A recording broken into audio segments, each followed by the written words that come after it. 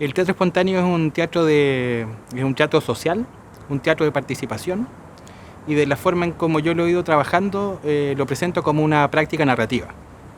Una práctica narrativa que a través de la narración oral y a través de la metáfora escénica busca visibilizar y enriquecer los relatos de las personas y las comunidades. Entonces es un dispositivo, si lo pensamos metodológicamente, para la visibilización y el enriquecimiento de relatos de las comunidades. Es una forma de construir comunidad para honrar las historias. Entonces podríamos decir que en lo metodológico es un grupo de personas preparadas para escuchar y traducir la narración oral a escena, de manera de dignificar y honrar la historia. A ver, lo podría contestar como en Latinoamérica. En Latinoamérica podría decir que la forma en cómo se ha ido diseminando tiene que ver con dos personas especialmente y con una práctica. Entre las personas sí está Moisés Aguiar, que desarrolla y promueve el teatro espontáneo y en especial el teatro de debate desde Brasil y desde allí a otros países de Latinoamérica. Y también está Marilén Garabelli, que desde el Pasaje en Córdoba, Argentina, y se vuelve como la formadora de actores, actrices, directores de teatro espontáneo, como un semillero que es la que lleva el teatro espontáneo a muchos lugares de Latinoamérica.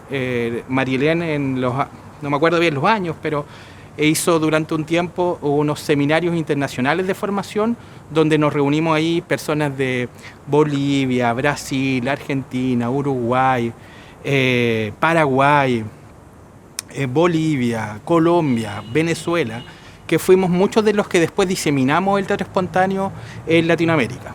Entonces, estas dos personas han sido centrales en cómo se ha ido promoviendo en Latinoamérica.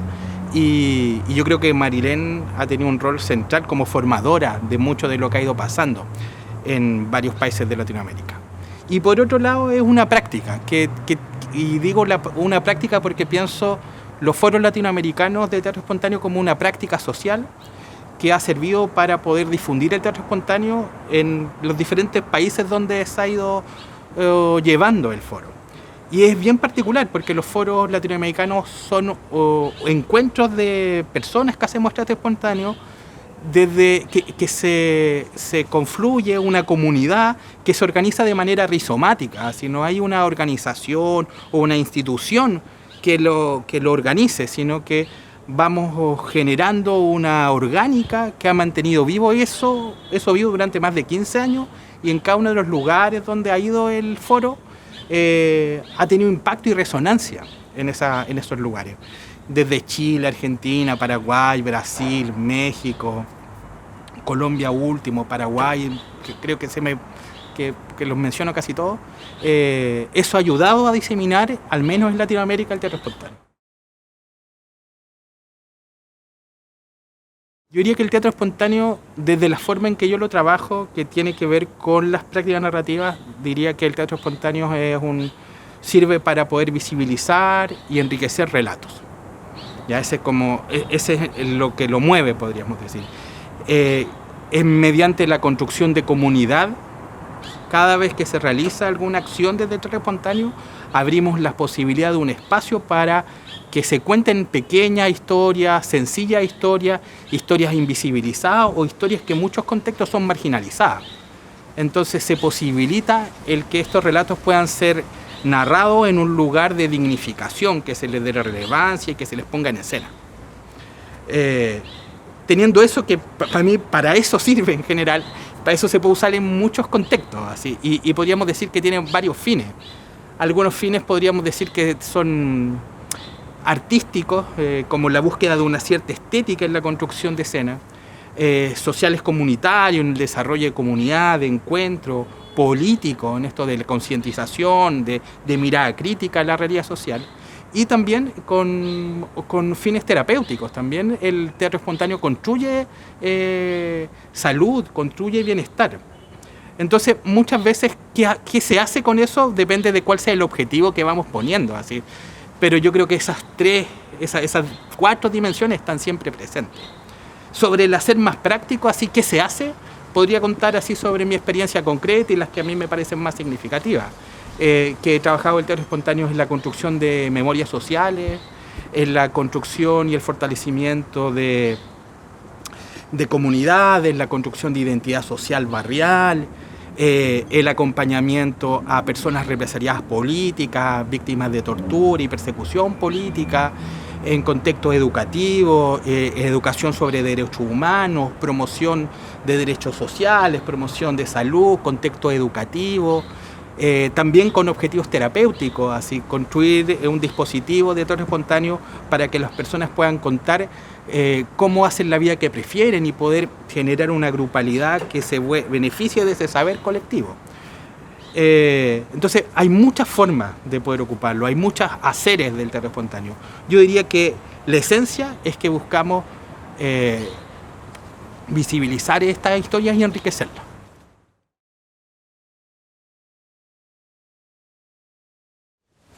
El teatro espontáneo en la región del Maule, aparece hace ya 15 años, porque yo voy y armo así de manera muy audaz una compañía de teatro espontáneo. Después de tener una primera formación muy corta con Marilena Garabelli, yo me enamoro de esta práctica y digo, voy a hacer, y llego a convocar gente que quiera explorar conmigo esto. Y a partir de eso desarrollamos toda una práctica y es lo que hemos desarrollado, y tenemos una compañía con 15 años de desarrollo que se llama Teatro al Toque, compañía de teatro espontáneo, donde hemos trabajado en diferentes temáticas. Y yo diría que de las temáticas fuertes que hemos trabajado, el derecho humano, que hemos trabajado en contexto educativo, en acompañamiento a personas víctimas de violación a derechos humanos, en la construcción de relatos, de memorias con respecto a la violación a derechos humanos. También hemos trabajado en otros contextos como el teatro espontáneo como un dispositivo de construcción de bienestar y salud social. Así hemos hecho un trabajo interesante que en la comuna de Villa Alegre realizamos algún trabajo de acompañamiento y de cómo la propia comunidad la invitábamos a que se volviera protagonista y pusiera en el cuerpo su propia historia. En contextos educativos variados, también en la promoción de derechos. Entonces ha sido como esas las que creo que han tenido más impacto en el territorio, el territorio local en que yo me muevo.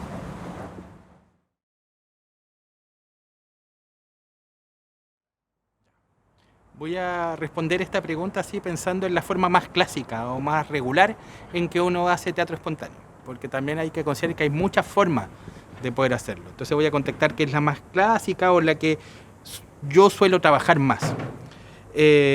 Podemos pensar el teatro espontáneo como una función, ¿ya? Como una función de teatro, igual como cualquier otra, pero tiene una particularidad. Hay actores, actrices, hay músicos o lugar para hacer música, y hay un director o una directora que conforman una comunidad, podríamos decir, que son personas que tienen una mirada de lo que es el teatro espontáneo, tienen una mirada una mirada ética sobre lo que realizan, y se encuentran con otro grupo de gente, con personas que puede ser una comunidad estable, por ejemplo, un barrio, o las personas de un pueblo, o son la gente que se junta por ABC motivo a presenciar esta función, pero también conforman una comunidad.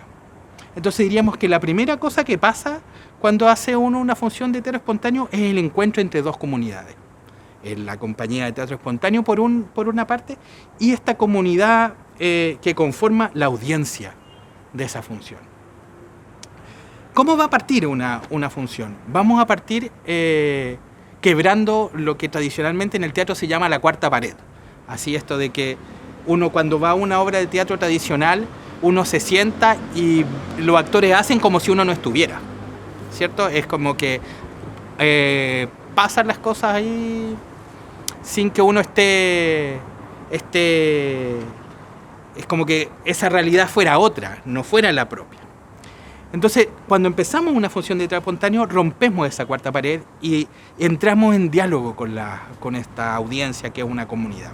Y lo que buscamos ahí es generar que, por el menos en ese ratito que trabajemos, se genere este encuentro y formemos una comunidad que sostenga los relatos que se van a contar.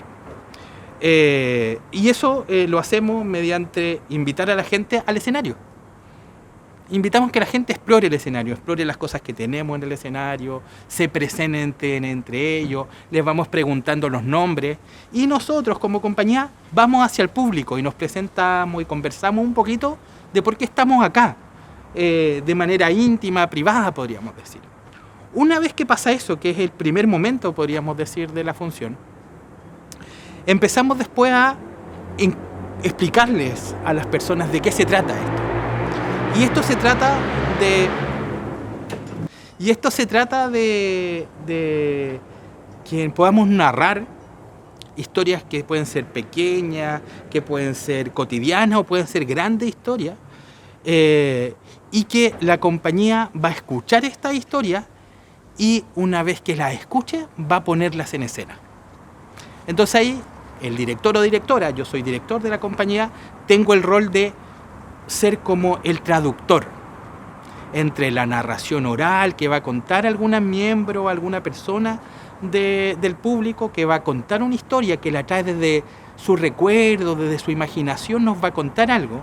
Y yo voy a hacer una entrevista pública, ¿sí? Yo digo que es una conversación íntima en un contexto público, donde voy a hacer preguntas para que ayudarle a la persona a contar su historia y a ayudar a hacer la traducción de esa historia al lenguaje escénico. Una vez que hacemos esa conversación, que esa conversación durará 5 minutos, actores y actrices se disponen a poner en escena la historia que acabaron de escuchar.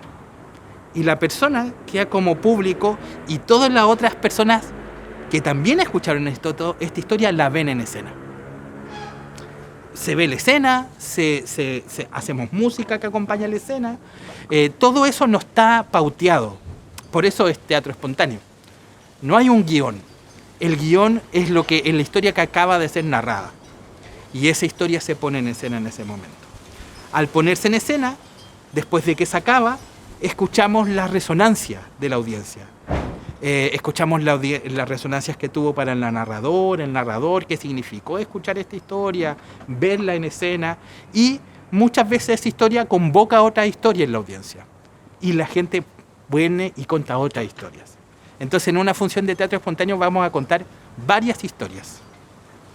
Una vez que se contaron las historias o que ya pasó un tiempo de contarse historias, nosotros solemos invitar a la gente a decir alguna palabra sobre la historia que no fue contada, que por vergüenza, por intimidad, porque no se dio el contexto, quizás estuve pensando en una historia, pero no la voy a contar esta vez.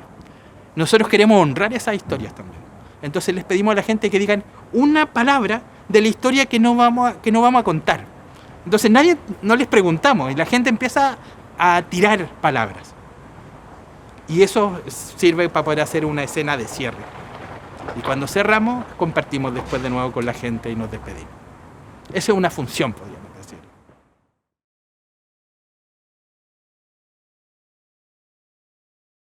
Pero me quedo resonando esta pregunta de cómo quedo. Yo creo que lo que me pasa después de una función es que yo me quedo en una cosa más solitaria. Porque mi rol desde la dirección es sostener todo lo que va pasando. Contener las emociones del público, orientar el trabajo de los actores y las actrices. Entonces es un trabajo desgastante y que me invita en un primer momento así como a una cosa más íntima. Y es difícil a veces ese tránsito porque la gente quiere hablar contigo y decirte cosas así cuando termina la función o agradecerte o contarte historias que no se contaron, pero que no. Entonces ese es el primer momento y después viene lo potente de la resonancia de la historia.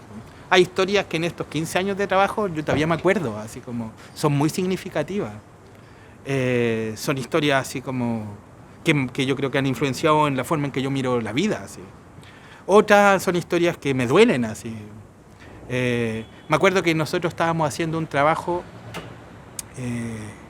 con teatro espontáneo en colegios, con enseñanza básica, y el fin era que las chicas nos contaran las historias que ellos tenían de la dictadura, porque tenía que ver con promoción de derechos humanos. Y este proyecto fue se terminó de hacer en septiembre del 2019.